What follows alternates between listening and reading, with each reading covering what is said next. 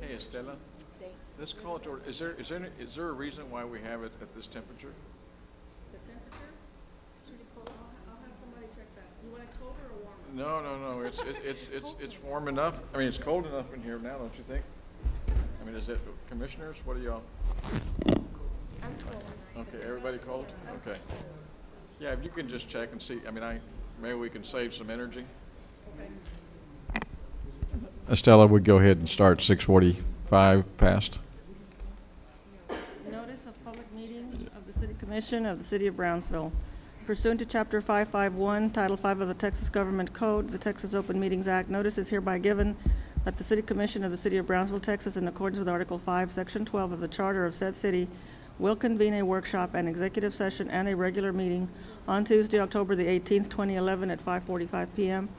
and 6 p.m. in the Commission chambers on the second floor of the Brownsville City Hall Old Federal Building, located at 1001 East Elizabeth Street, Brownsville, Cameron County.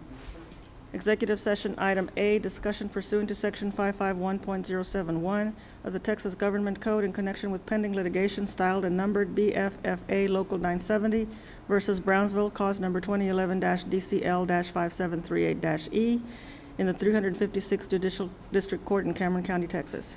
All right, move we go into executive session. Second. All those in favor? Aye. Passes.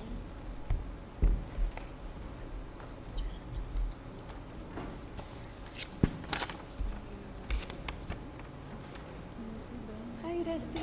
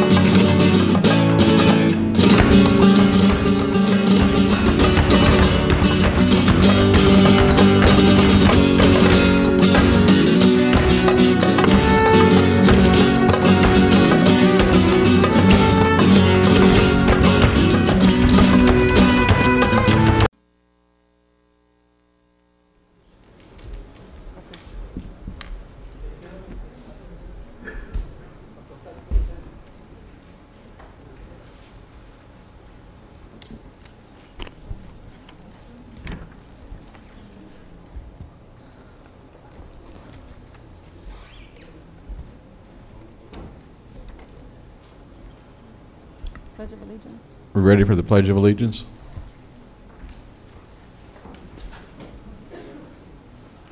Mr. Reese, Fernando, would you lead us in the Pledge of Allegiance? To the flag of the United States of America and to the republic for which it stands, one nation, under God, indivisible, with liberty and justice for all. Honor the Texas flag. I pledge allegiance to thee, Texas, one state, under God, one and indivisible. The invocation will be by Jim Steenland. He's a missionary to Peru based here in Brownsville. Jim. Let us pray. Our God and our Heavenly Father, we come to you tonight thanking you for your love and your great mercy that you have shown us. We thank you for this nation that you have given us. We thank you for this city. We enjoy so many of your blessings in. Lord, tonight we pray your blessing upon our mayor and our city leaders as they make decisions that will determine the future of this city, the future of our children and our grandchildren who live here.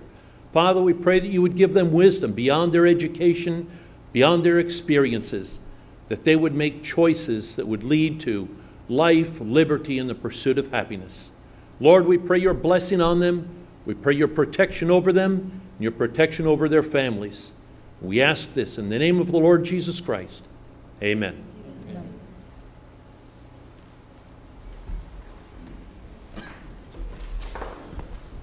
And Estella, with regards to my report, actually, I had ceded to the Eagle Pass mayor. Was going to make a presentation, but another representative is here, and so we'll take that at this time. Thank you, Mayor. My name is Monica Weisberg Stewart. I'm the chair of Border Security and Immigration Committee for the Texas Border Coalition. I have handed out some packets to y'all for you to get an idea of what the Texas Border Coalition is for those of you who do not know who we are. The City of Brownsville has been a member of the Texas Border Coalition for some time now, and this is one of those updates to inform y'all. The Texas Border Coalition is a collective voice of border communities on issues that affect the quality of life in the Texas-Mexico border region. We represent mayors and city council members, county judges, and other county leaders, and business and community leaders from El Paso to Brownsville. The important part of what the Texas Border Coalition does, as we learned a long time ago, is that we need to have a collective voice in Washington and Austin to understand the needs of the border region. TBIC advocates with the state and federal officials to secure policies and funding and member-defined priorities. TBIC works to enlarge the volume of resources available to the border communities. In 2009, TBIC helped secure a loan, $720 billion for construction technology at land ports of entry, $220 million for IBWC levee projects, $7.4 billion for water and wastewater projects, $32.8 billion in children health insurance expansion, $13 billion for Title I education programs, $27.5 billion for highways and bridges. TBIC helped its members by providing a roadmap to complete these stimulus dollars. We keep it simple. TBIC has 4 priorities in mind: education and workforce, healthcare, immigration and ports of entry, and transportation. We work in the federal level and the state level, and this is the important part. Some say, well, how do we get our message across collectively? We have every Wednesday a conference call. We request every city or entity to request to bring at least 3 representatives to the table so that if one is not able to be there, the rest of the communities know exactly what we're working on. In the state level alone, this last legislative session, we helped keep the Manifiesto program from affecting our border communities. We fought for effective southbound checks. We reformed and modernized adult basic education programs with the assistance of our chairs. We maintained flexible and skilled development fund. We trained more nurses for border health care. And TBIC is often mentioned in the committee and floor debates on border issues as an authoritative advocacy program. It is important to know that TBIC is made up of volunteers, but we do have a strategic firm that works for us in Austin and in Washington, and that is the group of Villanova. With the funding that comes from all the communities and the dues, that is how we pay this. We speak with one voice. We have a public relations committee, and we do not take positions on any item unless everybody is in agreement. When we get position papers in order to support, everybody on our email list, which are our members, receive this form of communication, and before we proceed, this is exactly how we do it. Currently, our chair is Chairman, the mayor from Eagle Pass, Mayor Cantu, and our co-chair is actually, our chair-elect is Mayor Richard Cortez from McAllen, Texas. At the federal level, I wish I could say that budgetary items are going to change in 2012 and 2013, but honestly, we face probably the toughest times in Austin and Washington than we have ever seen. That is more reason why we need to stand and band together from El Paso to Brownsville with one voice, speaking on those following issues. TBIC has begun assembling stakeholders along the border in order to deal specifically with our issues, and we realize that just asking Washington for money or Austin is not going to work. We are thinking outside of the box in order to figure out how to bring private and public combinations and efforts together in order to get the job done. Our region's success depends on collective leadership that works for consensus to improve border communities. The need is great, the results are measurable, the impact is actually immediate. I'd be happy to answer any questions if any of y'all have on TBIC. Let me just add to the conversation is that I have attended one meeting. I don't feel that we have fully developed or discussed all the pluses and the minuses. For the public to know is that there is a dollar amount that is assessed against each one of the entities that belongs to this coalition. Correct. I just finished coming from an economic development corporation meeting here for Brownsville, where they're assessed a certain amount. They have the that item under consideration at the present time. Under the circumstances, I would, Commissioner Zamora, if you would take this and take a look at this issue, because I forgot what the price tag is, but if you could do it either solely or to get a committee to figure out whether this is something that's worthwhile for the city of Brownsville, would you undertake that task force? Okay, because it's got a lot to do with the relationships that you have in Austin or in Washington, and they have the Villanova group that I will tell you is a very effective group. But I'd like to have some sort of recommendation from the commission if that's possible. But thank you so much for your time. Appreciate it. And give my regards to the mayor of Eagle Pass. Thank you.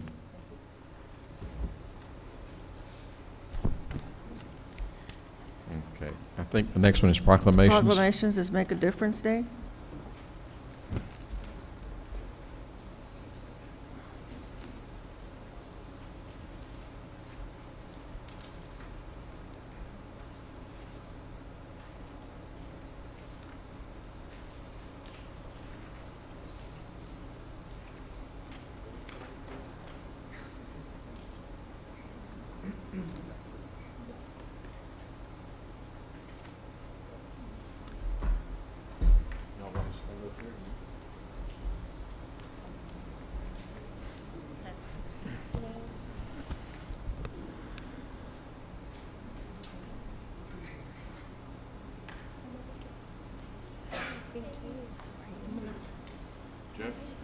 Honorable Mayor, City Commissioners, I had the honor of meeting Dr. Louis Falk and his staff early last year in a discussion that revolved around ideas related to how university and college students could make a difference in the city of Brownsville.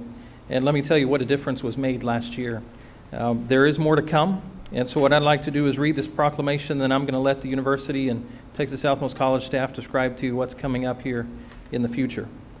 A proclamation of the City Commission of Brownsville, Texas, recognizing the University of Texas at Brownsville and Texas Southmost College, students, staffs, and administration for their participation in Make a Difference Day 2010. Whereas the University of Texas at Brownsville and Texas Southmost College have long had a strong relationship with the local community and have worked to find ways to give back to the community, and whereas the students participating in the Civic Engagement Program at the University of Texas and Texas Southmost College are each year studying concepts related to the development of partnerships and enhancements to civic governments, and whereas Make a Difference Day is celebrated each year on the fourth Saturday of October and involves more than 3 million people across the United States gathering to help make a difference in the lives of over 30 million other people, and whereas the University of Texas and Texas Southmost College administrators and instructors worked together with city staff in the weeks and months leading up to Make a Difference Day 2010 to find a way in which students could gather together to assist their community through various volunteer work projects. And whereas over 500 students showed up on October the 23rd, 2010 to clean, paint, pave, and in other ways help their community through work at various locations throughout the city. And whereas in 2010, over 2,000 hours of community service was given to the residents of Brownsville thanks to the hard work of these dedicated students, instructors, and administrators. And whereas the University of Texas and Texas Southmost College have committed to work with the city of Brownsville in future years to make the event even bigger and better and to find ways to further make a difference in the lives of local residents. Now, therefore, we, the members of the City Commission of the City of Brownsville, Texas, by virtue of the authority vested by the charter of said city, and on behalf of all our citizens, do hereby recognize the University of Texas and Texas Southmost College students, staffs, and administration for their participation in Make a Difference Day 2010, and further praise them for their hard work and dedication, and further commend them for taking time to give back to their community in such a tangible way. Done on this, the 18th day of October 2011, and signed by the Mayor and City Commission of Brownsville, Texas.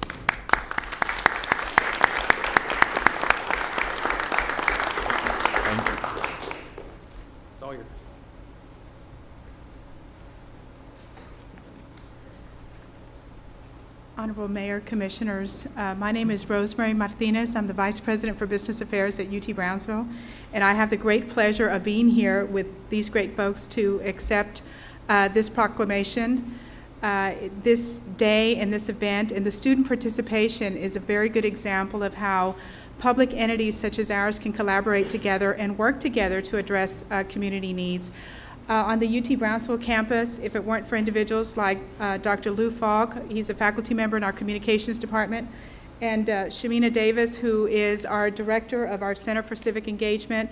And I'm not going to steal Lou's thunder, but he's going to talk a little bit about his engagement with Lone Star National Bank.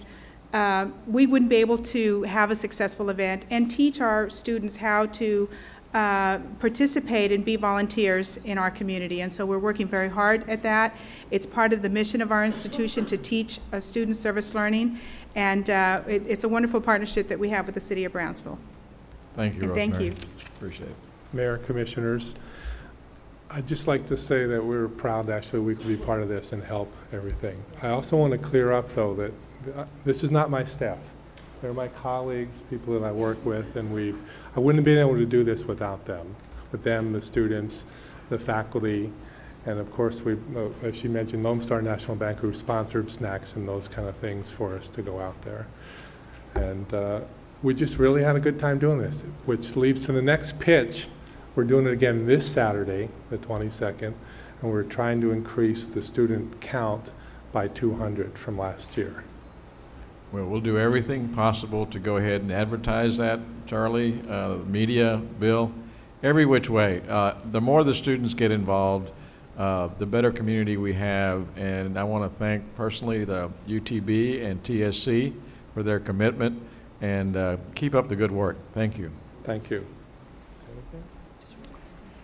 On behalf of the Center for Civic Engagement, we work on Make a Difference Day and a lot of other activities and projects with the city. So it's a long-term collaboration, and we're very, very thankful to have this collaboration with y'all. Thank you. Thank you. Thank you. And Mayor, on behalf of our president, she sends her regards and also thanks you for the proclamation. Thank you. Thank you.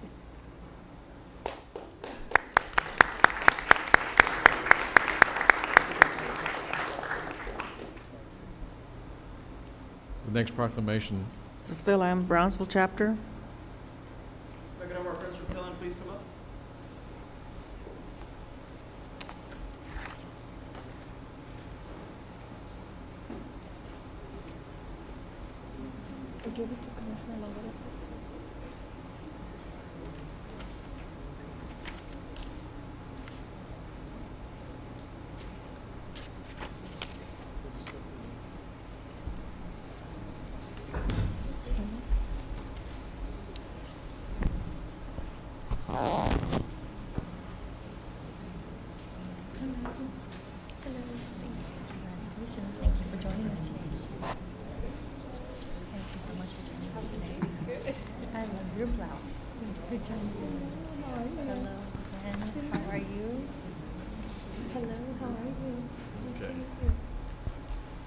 Go ahead, Commissioner. Mayor and Commissioners, over the years, I've had the pleasure of meeting many, many people in the city. And this organization has been an organization that has been very kind, not just to me, but to the city of Brownsville. And, you know, Charlie Kabler, Chris Patterson, and all of us can attest, you know, the generosity that this community has had, not just with us, but their involvement within the community. So in honor of celebrating Filipino American Heritage Month, we've come up with this proclamation, and we're going to read it at this time. The following is a proclamation of the City Commission of Brownsville, Texas, declaring October 2011 to be Filipino American Heritage Month in our city. And whereas the Philippines is composed of 7,109 islands, some of which are inhabited, some of which are not, and most of bigger islands have their own unique cultures, traditions, dialects, and tribal sculptures, all contained within 3 regions: Luzon in the north, Visaya in the middle, and Mindanao in the south. And whereas formerly a colony of Spain, the Philippines achieved independence in July 4th, 1946. And whereas Filipino Americans are Americans of Filipino ancestry and are often referred to as Phil-Ams, residing mainly in the continental U.S., making up the second largest Asian American group in the country, and some 74% of our U.S. citizens. And whereas in places like sparse Filipino populations, Filipino Americans often form loosely knit social organizations aimed at maintaining a sense of family, which is a key feature of Filipino culture. And whereas the first Filipinos in Brownsville were teachers who came in 1968, and the first batch of 12 Filipino nurses was recruited by Valley Regional Hospital in 1972, with other hospitals following suit, and in 1982, the first Filipino-American community in Brownsville was formed under the leadership of Ms. Odi Cruz and Rolando Domingo. And whereas there are at least 109 Phil-Am families in Brownsville today, and included among them is a wide variety of medical providers, including doctors and nurses, as well as architects, computer techs, electricians, engineers, entrepreneurs, and mechanics. And whereas Phil-Ams have become an integral part of our community, whose presence is very welcome. Now, therefore, we, the members of the City Commission of the City of Brownsville, Texas, by virtue of the authority vested by the Charter of said city, and on behalf of all our citizens, do hereby declare October 2011 to be Filipino American Heritage Month in our city. And this is done on the 18th day of October 2011, signed Antonio Tony Martinez, Mayor, and the City Commission. Thank you.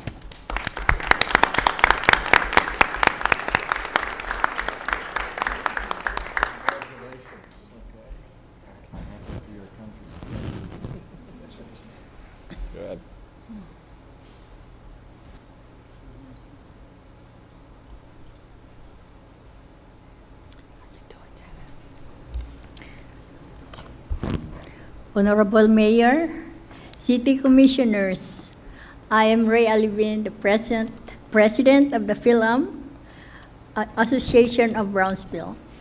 In behalf of the Brownsville Phil-American Association, we would like a heartfelt appreciation for recognizing us as a part of the Brownsville community. We'd like to invite you all to our Filipino Festival, which will be held on the Dean Porter Park Pavilion this Sunday, October the 23rd, from 1 to 5 p.m. We promise a day of fun, cultural presentations, and foods. Thank you. Thank you very much.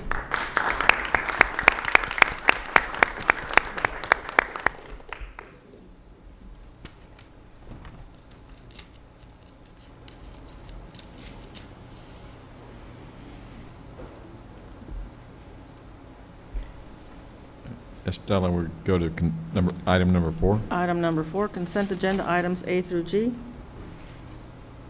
Do I hear a motion? Move to approve. Second? Second. All those in favor say aye. Aye. Motion carries. Item number 5. Item number 5, public hearing and action on first reading of ordinance number 235-2011-015 to rezone from dwelling G to medium commercial G, classification for 5.34 acres of Lot 3, Block 201 of Tract 2 of Palm Park subdivision located near Southmost Road and Dakota Avenue. Honorable Mayor and City Commissioners, the property is here shaded in red. It's on Southmost Road, right at the end of our city limits on Southmost. In this application, they would rezone it to a commercial use. The Planning and Zoning Commission voted unanimously to approve this application. This is a public hearing. Public comment? Any comment on this one? Do I hear a motion to close public hearing? Close. Second. All those in favor say aye. Aye. Aye. Motion carries. Would approve. All those in favor say aye. Aye. Aye. Any opposed? Motion carries. Item number 6. Item 6, public hearing and action on first reading of ordinance number 235-2011-031 to rezone from dwelling retail X to general retail G for Lot 3, Block 3 of Weimar subdivision located at 6521 Paredes Line Road. And Mayor, I would ask if you could read the next item as well. They are combined. They're applying to a general retail, and then they go into a specific use in this case.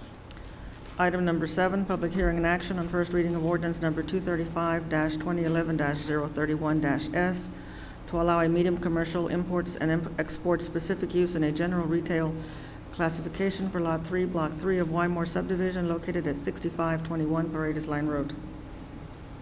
Honorable Mayor and City Commissioners, this property is on Paredes Line Road. In this particular case, a specific use is for an import-export lot where they would have, and there is a site plan in your packet, 3 buildings, 3 warehouse buildings for forwarding, for a forwarding company. This is a public hearing, and the Planning and Zoning Commission voted unanimously to approve this recommendation. Okay. Any comment on this one? Hear a motion? Move to close public hearing. All those in favor say aye. Aye. Public hearing is closed. Motion to approve. Move to approve. Second. All those in favor say aye. Aye. Okay. Motion passes on Articles 6 and 7. Next one, 8. Item 8, public hearing and action on first reading of ordinance number 235-2011-033. I believe you wanted to have that tabled. Yes, this item I asked for it to be tabled. Let me just read it and finish it up. Scriptures error, please. Ordinance number 235-2011-033-S to allow professional office child care learning center in dwelling G classification for Lot 4, Block 12 of Bay Vista 3rd Addition located at 2224 East Taylor Street in Brownsville, Texas. If we could table this item to the next meeting. Table 8 and 9. Is that what No, you're? just 8. Just 8? Okay. Move to table. All those in favor say aye. Aye. Number 8 will be tabled. Item 9, public hearing and action on first reading of ordinance number 235-2011-034-S to allow apartments in specific use classification and dwelling Z for Lot 1 for Melissa Rose subdivision located near FM 1421 and US Highway 281. Honorable Mayor and City Commission, this item is on the west side of Brownsville. It's on 281 and right near the intersection of 1421. In this particular case, it is a specific use to allow 2 houses on this lot that's shaded in red. The lot does have a square feet of 15,933. It's 0.37 parts of an acre. In this particular case, they do want 2 houses, so that's what our zoning ordinance calls when you have 2 structures on one lot is an apartment zoning. So that's why the zoning is for apartments, but this is a specific special permit for 2 houses, and this is a site plan here and the facades of the homes. There is some people in the audience that would like to speak on this matter, so it is a public hearing. Sure. Yes, sir. Please come forward. Hello.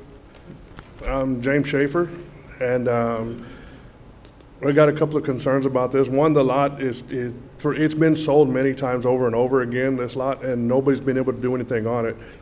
It's not a rural area. This is a subdivision area, and there's no room for 2 houses on it, especially apartments. Especially with a family and everything, you never know what you're going to get in those apartments, what they're going to rent out. And I was working as a mechanic on the lot next to it, and I was run off because they said I could not do business in that subdivision. And now the lot next to me, they're letting them do mechanic work on it, and the lot on the other side, now they're wanting to put apartments on it.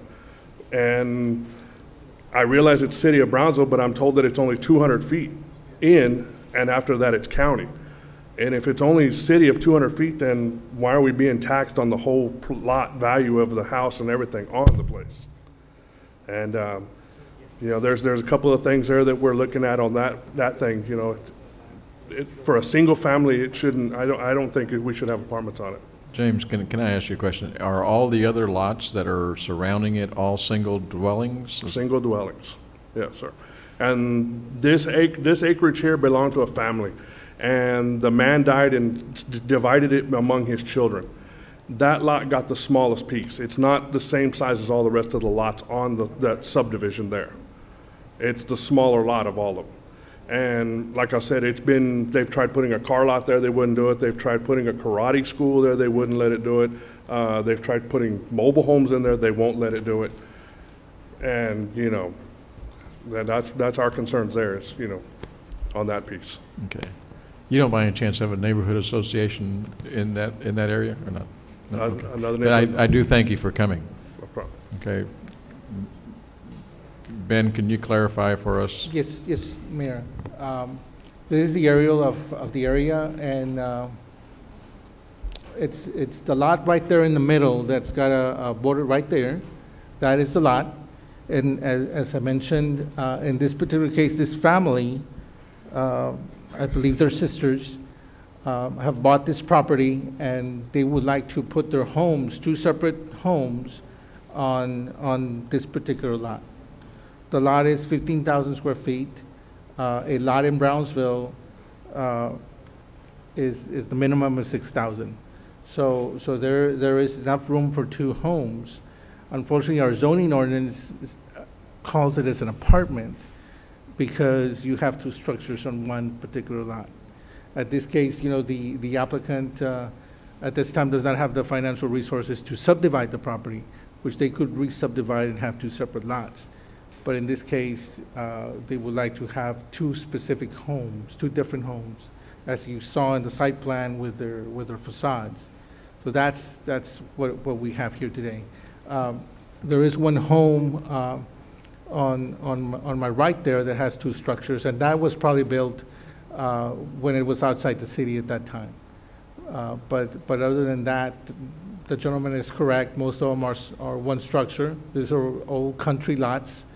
They're huge lots, but they're not inside the city, and we're trying to impose our zoning ordinance. So let me make sure I understood this. In other words, our minimum requirement is 6,000 square feet, and you've got.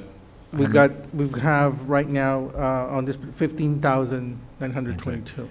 And so, in order to do it differently, if you were to subdivide that into 7,500.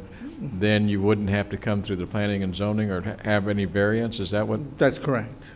Okay, and they don't seem to have the resources to do a subdivision. To do the subdivision, to go that process right now. What is a subdivision process entail? Does it not just entail a survey? It entails a survey, and the survey has to be done by a licensed engineer. So other than that, that's basically it, and our application fee. Because the utilities are there, there's no pavement of road, so it would be a minor plat. But the cost of hiring that engineer, and that's the cost they have to bear in our application. All right, I think we have someone else for public here. Come in. Hello, my name is Gina Schaefer. That other house that you see there, that's not part of the subdivision. The subdivision consists of about 4 lots. And like he said, it used to be a whole acreage, and it was subdivided, and that one got the short end of the stick. And what we understand all the time is that there is not enough frontage to build anything on it. So that's why nothing has ever been built on it. We're right next door to it, and we're just concerned that, if she said that they were going to build 2 homes and that it was the mother and the daughter, but who's to say that they just say that in order to make apartments, and then we're going to have people coming in and out, and we don't want that there. And the other thing is that we just, we're just afraid of that. Okay. Okay. And thank you for sharing. I have a question. What is the cost of the subdivision? How much would they have to pay to actually subdivide it? Our application fee is minimal. It's about $250, but the engineering cost varies from the engineer you're hiring. So it could vary from $3,000 to $5,000. So they're looking at $3,000 or $5,000 to subdivide. And how is the utilities going to play if they keep it in one piece without the subdivision? Are they going to be able to get meters for separate electricity? There's sewer service and water from the Military Water Supply Corporation, and they would have to pay those impact charges. But they would be allowed to have separate meters for Yes. electricity and water? Yes. That's very strange. Well, that's why they're applying for the zoning. Right. Without the zoning, they would not be able to get those hookups. Right. Excuse me, Mr. Mayor, regardless of how the ordinance is worded, I think the commission could, if they chose, vote to specifically allow 2 houses on the lot rather than apartments on the lot, and that might prevent some problems. Yeah, and that's correct. This is a specific use, and there is a site plan, and they have to adhere to those 2 separate structures. Okay, and the young lady that spoke here, she said something about the frontage, or something about that there's not enough frontage. Yes, and if we go back to the site plan. Is that correct, or can you actually subdivide it in, what is the frontage? How much, I mean, how many feet are there, linear feet? I don't think I have that, Mayor, but basically, if you could put back the site plan, there would be some dimensions there, and the houses basically sit one behind the other with an extended driveway. As they're proposing it. As you can see here, those are the facades that they're proposing, and the driveway would be an extended driveway, and one structure sits behind the other, and I can't read what the dimensions are in that. Let me see. And Mr. Medina, let me just make sure, I'm trying to understand council's. In other words, if the city commission says you can have 2 dwellings, then that would be in accordance with what they were requesting, and it would not have to have an apartment designation. Is that what you're saying? I'm saying this commission could choose to vote specifically to allow 2 houses as opposed to the agenda item the way it's worded in terms of apartments, and that might place that further restriction on it. My concern would be, are we going to be doing this for other people down the line? How is it fair? I don't have money for a lot of things also. Okay. Just a second, one at a time. Appreciate it. Commissioner? There's been people that have come before this commission asking, and we've made them do replats several times. And I think that by allowing this, we're not just turning on the people that we've made do this, but you're also opening up a can of worms, as we have done in the past when such things like this are done. Okay. Do I have any other public comment? Do I have a motion to close public comment? I just have a question for Mark. If you call it a house, I mean, does that stop the owners from being able to rent it? Well, it doesn't stop the people from being able to rent it. It stops them from building an apartment complex there. Okay. Okay. I'm sorry. There was a motion to close, but can we allow this gentleman to please, or did anybody second that motion? No. Okay, go ahead, sir.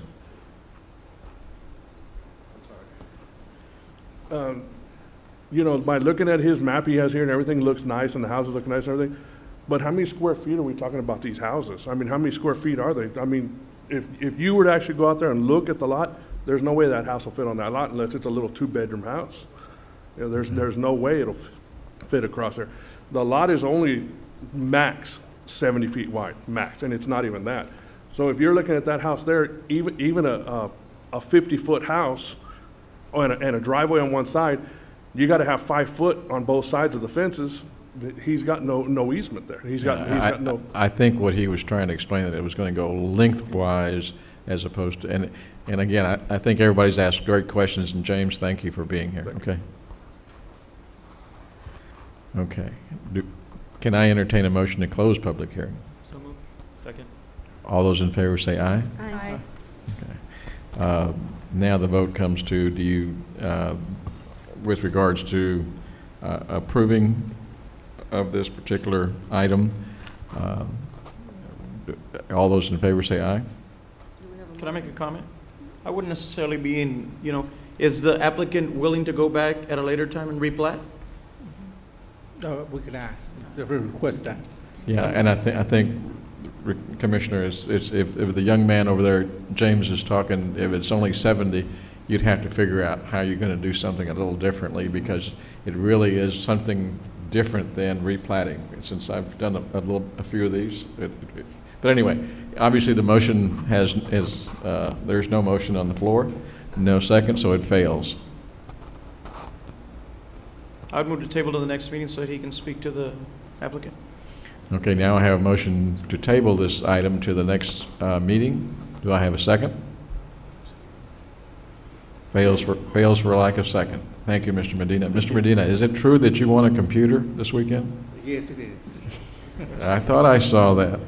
He happened to pay $5 for a raffle ticket at Immaculate Conception. Well, congratulations.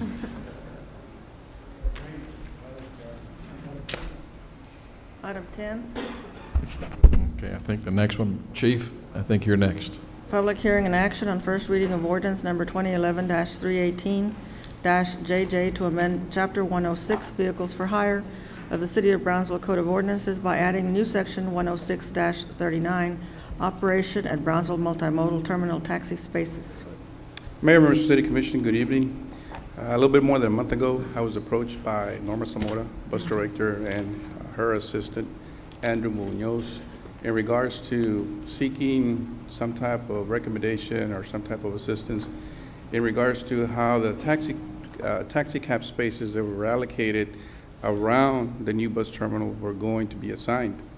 My recommendation to her at that time was, let's set up a meeting with the taxi cab owners to seek their input, because definitely, we've been through this with taxi cab owners in the past, and it's always good to get input from the individuals that are going to be utilizing the taxi cab spaces. So basically, we had a meeting with them. There were numerous ideas and recommendations that were brought forth by the owners themselves, to include that maybe the city should have one space for each of the taxi cab companies there, to include that we should rotate the taxi companies through those 5 spaces on a monthly basis, that the 5 spaces be given strictly to the 5 companies that do not have a taxi cab space or an international boulevard, or that have not applied for or gotten a permit at the airport. So numerous ideas were tossed around. At the end, there was a consensus of the majority to, hopefully for temporary right now, rotate 5 companies on a monthly basis out of those 5 spaces until we can come back to the commission with numerous options or recommendations as to how to go about and not only utilize these 5 spaces, but the ones on an international and the ones at the airport, where everybody has a fair and equitable opportunity to rotate through all of those taxi cab spaces that are assigned by the city.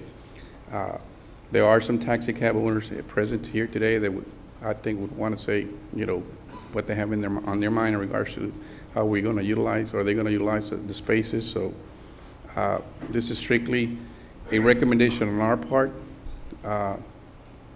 and that's why it comes before you as a city ordinance at this time. Okay. So this is a public hearing. I'm sorry, Commissioner. Can I ask a question, or do I need to wait till after? No, go ahead and ask a question.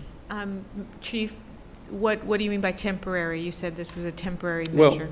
Well, I mean temporary is because since there was numerous other taxi cab owners that had recommendations that, maybe only 5 taxi cab companies that do not have an opportunity to do business on International Boulevard or at the airport, that those spaces be strictly, be allowed for them and nobody else.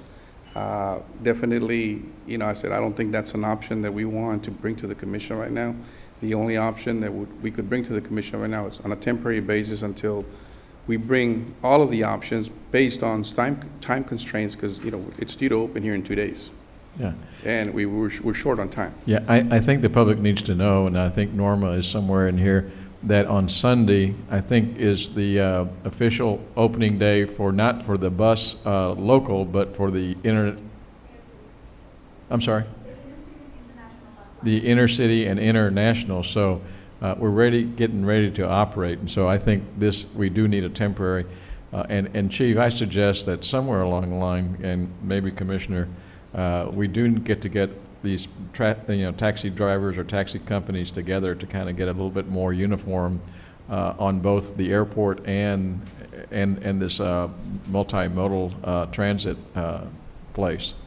Is there any? Right now we have public comment. Does anyone else want? But can I answer your question, Commissioner? Well, no, I just meant, I understand temporary, but are you talking a couple months, 6 months? Well, we're talking about for the first 3 months, so it allows all the 15 cabs to rotate through there. In the first 3 months, 5 cabs or 5 companies per month. Between now and January the 19th or the 20th, we would come before the commission again with further options or recommendations to include the Elizabeth Street parking and the airport parking And spaces. so you plan to meet with them again during that Yes, period of because time? definitely, even though this is only, they voted on this strictly for a temporary approval, they would want to come back and everybody, has a say-so in this. But definitely, I would present options to the commission, and then the commission would have the final say-so as to, do we rotate everybody through each of the spaces, or do we allow just certain companies to operate out of the bus terminal? Okay. Yeah. Okay, since it's public hearing, does anyone else wish to comment? I know they're here because they're sitting back there. Okay. Well, like I said, I think, and if any commissioner sitting here today would like to be involved with that effort, I would highly recommend it so that the cab drivers and the cab companies get a say-so.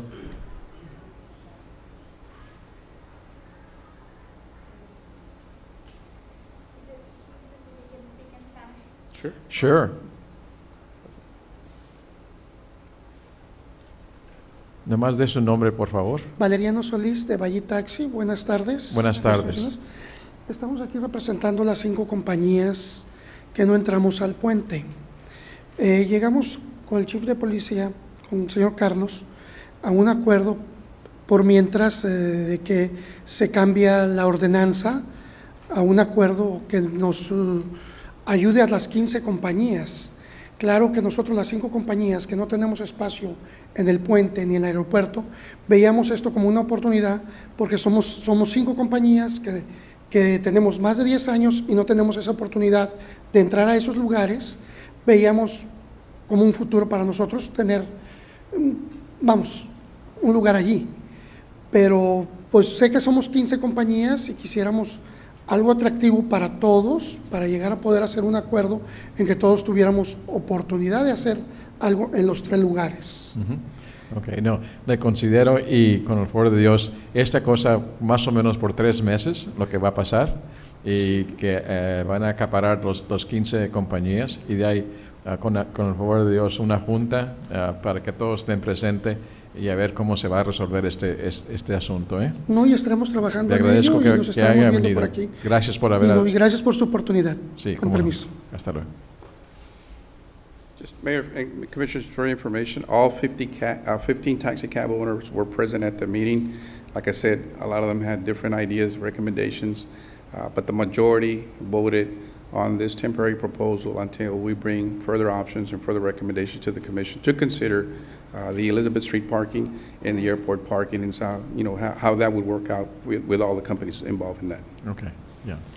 And I'd like to personally kind of take a look at it. Whenever you have a meeting, I'd like to be notified, because I think it's really important for the people that are coming through the airport or coming through the multimodal transit to get an opportunity to have the different types of cab services that they can have. And just one more thing, Mayor and Commissioners, in regards to the Elizabeth Street parking, the reason that these 5 cab companies do not have an opportunity is because the other taxi cab companies that were in business at the time that ordinance was approved, they continue to pay their monthly fees on a timely basis, and unless one of them violates anything in regards to the city ordinance for vehicles for hire, there's really no reason for me to pull their permit at this time. Okay, no, appreciate it, Chief. Thank you Yes, very sir. much. Now, I'll entertain a motion to close public hearing. Let's close. Second. All those in favor say aye. Aye. Aye. Okay, public hearing closed. Now, motion for approval. Approve. Second. All those in favor say aye. Aye. Aye. Any opposed? Motion carries. Thank you very much, Chief. Thank you. Appreciate it. Thank you, Norma.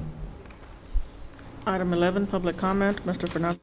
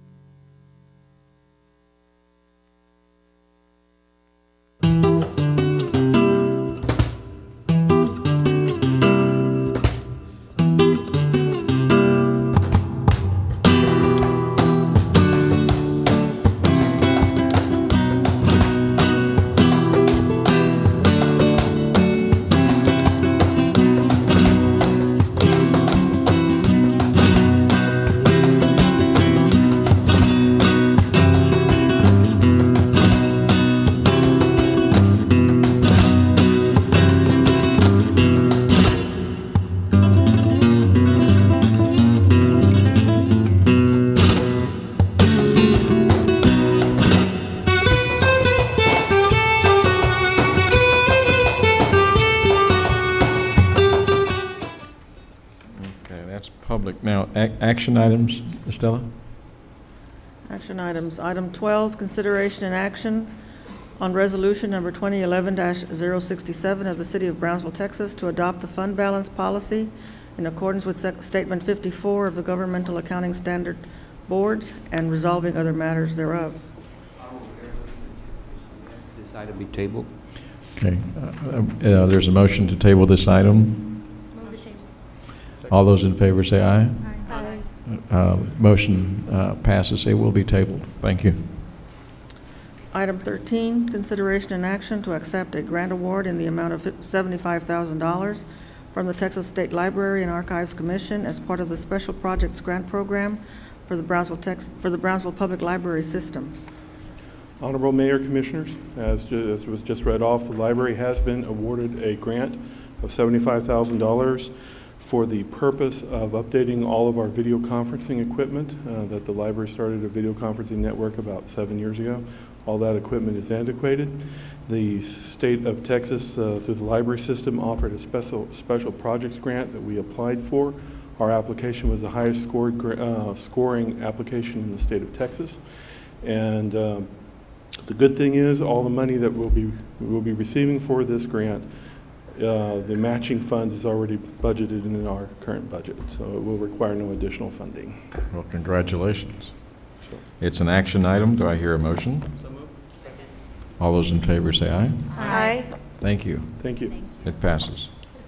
Item 14, consideration and action on resolution number 2011-066 to authorize and execute an interlocal agreement between the City of Brownsville, Texas, Cameron County Tax Assessor's Office, Cameron County District Attorney's Office, the City of McAllen, Texas, the City of FAR, Texas, and the City of Edinburgh, Texas, regarding a mutual aid, burglary, and theft of motor vehicle law enforcement task force. Mayor, Member City Commission, good evening once again. About 2 months ago, we came before you with a grant that was awarded by the Texas Automobile Burglary and Theft Prevention Authority in excess of $1 million for all this agency to continue participating in this multi-agency task force in the prevention of the theft of motor vehicles. This is pretty much, receiving authorization on your behalf to enter into the interlocal agreements that are required by the grant. This is an action item. Do I hear a motion? Second. All those in favor say aye. Aye. Aye. Motion carries. Thank you, Chief. Thank you. Item 15, consideration and action to enter into a Chapter 311 agreement with the Texas Department of Transportation for the purpose of acquiring extra mowing and litter pickup services along Texas State Highway 77. Honorable Mayor, City Commissioners, at the request of the Public Health Department Director Arturo Rodriguez and the City Manager Office, the Purchasing Contracting Services Department solicited a Chapter 311 agreement with TxDOT for the purpose of acquiring extra mowing and litter pickup services along the Texas State Highway 77. So the recommendation is to consider to enter into a Chapter 311 agreement with TxDOT for the purpose of acquiring extra mowing and litter pickup services along the Texas State Highway 77 for a total fee of $10,672.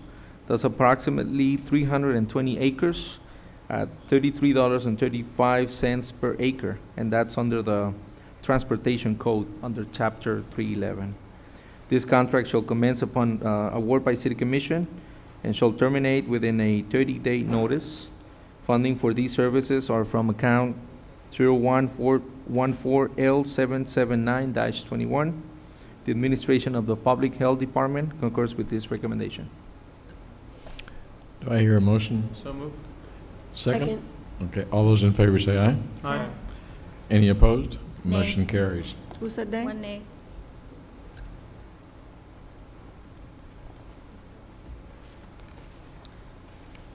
Item 16, consideration and action to award a term contract for commercial solid waste collection services for the City of Brownsville. Staff recommendation is to award a term contract for commercial solid waste collection services to Brownsville GMS Ltd. Waste Disposal of Brownsville, Texas, at the stipulated prices attached to the agenda to this analysis. This is basically for a term contract. The primary term is for 5 years, and there's an option if it's mutually agreeable by the city and the contractor to extend for an additional 3-5 years for each. Now, at every 5 years, we have the option to continue with the extension and negotiate services and prices, or within 90 days prior to the termination of each 5 years, the city can decide to go out for proposals again. Going back to this, the Brownsville GMS waste disposal will provide the city with the additional value services. And basically what the city is making out of this contract, it's a franchise fee of 22.79% per year. That equals to $1.9 million, plus the tipping fees that we receive every year. So those tipping fees are approximately over $3 million. So altogether, on tipping fees and franchise fees, we get close to 5 years every year with these services. So the primary term should be commencing for about October 2011, and the primary termination on the primary term will be September 30th, 2016, with the option to renew for 3 additional 5 years if it's mutually agreeable by the city. I have a question. Yes. On the renewal period, do you renegotiate the contract? That is correct, ma'am. We have the option to come back and negotiate services, negotiate franchise fees, and everything else within the contract. But it has to be with this company. We're not going to be sending it up for bids at the end of the five-year period. Well, that's the primary term. If the city decides only to do 5 years, that's okay. Then we can go out for proposals if we want to. And traditionally, how long have these contracts been? By law, we cannot exceed more than 20 years under these contracts. Now, you gotta consider that there's an investment in this case on equipment, and also on containers. You're talking about $1.8 million on containers and more or less $3 million on equipment. So that's why the 5 years for each term. You know, it's expensive, the equipment and the containers. So in the past, traditionally, these contracts have been awarded on a 5-year term basis. That's correct. That's what you're saying? Yes. And the same goes for residential now. This is only for commercial. How many years has GMS held the contract? I believe they had the previous contract for the last Well, how many years have they had service with us consecutively? Oh, close to, I believe, we're going maybe? close to 20 years. That's why we went out for proposals again. I know that there's a lot of other companies that are in this area that... That's correct. And they did participate. If you look on the analysis, there's a list of companies that received the invitation. And so far, the other company that submitted was Allied Waste. Allied Waste, they currently have the contract for residential. How many companies submitted their proposals? We send it out to a total of 6 contractors. If you look on the analysis, out of the 6 contractors, only 2 acknowledged participation. Some of the companies that requested to participate, when they receive the package, they receive information also, and they also requested clarifications. We addressed those clarifications through addendums, and based on the population, based on the containers, based on equipment, and the scope of work, only 2 decided to submit according to the analysis. My concern would be only the renewal period. I'm okay with the 5-year term, but it's the renewal period that. If you're comfortable with that, we can work with that. You can acknowledge a 5-year contract with a condition that we go out on proposals again after 5 years and bring it back to the commission. That's the option. Yeah, it's option. That would be fair. Mm-hmm. The renewals are all just options that we need to consider and present Mm-hmm. to the commission.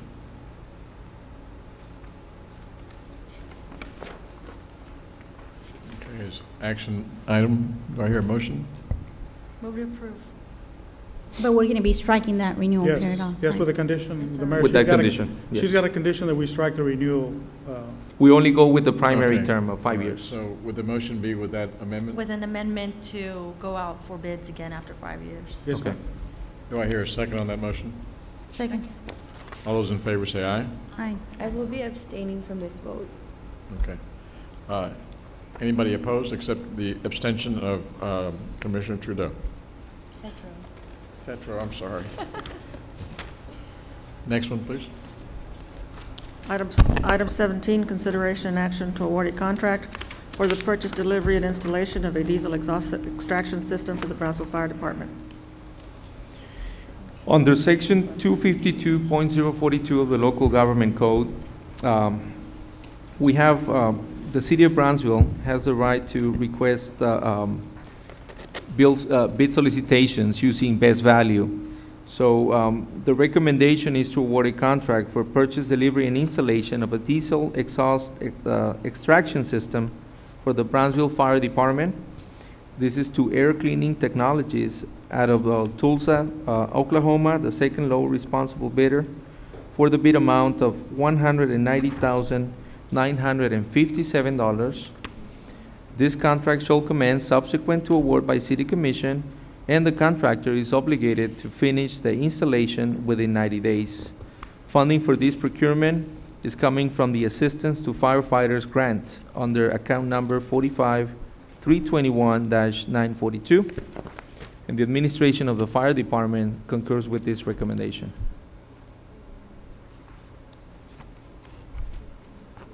Do I hear a motion? Move to approve. Second? All those in favor say aye. Aye. Any opposed? Motion carries. Item 18, consideration and action to award a contract for the purchase, delivery, and installation of furniture for the Public Computing Center at the Brownsville Public Library. Staff recommendation is to award a contract for the purchase, delivery, and installation of furniture for the Public Computing Center at the Brownsville Public Library to Library Interiors of Texas out of Austin, Texas, in the amount of $394,664.13. This procurement reflects interlocal cooperation contract from Choice Facility Partners out of the contract with Harris County Department of Education. Funding for this project will be derived from federal ARA funding, account 150-7497-8381, and account 150-7497-8382. The administration of the public library concurs with this recommendation. All those in favor say aye. Aye. Any opposed? Motion carries. Item 19, consideration and action to award a term contract for paving services for the City of Brownsville Public Works Department. Staff recommends to award a term contract for paving services for the Brownsville Public Works Department. This is on a primary term to G&T Paving Company out of Brownsville, Texas, the low responsible bidder as a primary contractor for $19.49 per ton of placement of asphalt from the Frontera plant on 511, and $20.99 per ton if they need to require the asphalt from the Upper Valley Materials plant that is close to Olmito. The secondary contractor will be RML Hauling and Milling of Brownsville, Texas, the second low responsible bidder for level 2 or the secondary, for the unit price of $21.99 per ton of placement of asphalt if they get it from the plant in out of the 511, and $22.90 per ton if they're required to get it from Upper Valley Materials plant in Olmito. This contract shall commence upon award by City Commission and shall expire September 30th, 2012. Since this is a term contract, there's an option to extend the life of the contract for 3 additional years if it's mutually acceptable by the city and the providers. Funding for this contract will be derived from budget account 01-417-745, street maintenance and street cover materials, and the administration of Public Works Department concurs with this recommendation. Move to approve. Second. All those in favor say aye. Aye. Aye. Motion carries. Item number 20, consideration and action to award a term contract for the purchase and delivery of concrete materials for the City of Brownsville Public Works Department. Staff recommendation is to award a term contract for the purchase and delivery of concrete materials for the City of Brownsville to the Public Works Department, to the primary contractor, which is Magic Valley Concrete out of Mission, Texas, and then there's the prices per cubic yard at the different types of concrete materials. Then the secondary contractor will be Eagle Ready Concrete Mix out of Brownsville, and the tertiary contractor will be On the Job Concrete of McAllen, Texas. This contract shall commence upon approval by City Commission and shall expire November 30th, 2012, with the option to renew the contract for 2 additional 1 year each if it's mutually acceptable to the supplier and the City of Brownsville. Delivery of concrete materials should occur on a as-needed basis and should coordinate the schedule and deliverables of materials to the Public Works Department. Funding for this contract will be derived from the budget account 01-417-746 and 01-418-746 and 01-640-746 for sidewalk and other contracts. The Administration of Public Works concurs with this recommendation. All those in favor say aye. Aye. Aye. Motion carries. Would adjourn? All those in favor say aye. Thank you. Aye. Meeting adjourned. Thank you, Robert. Thank you.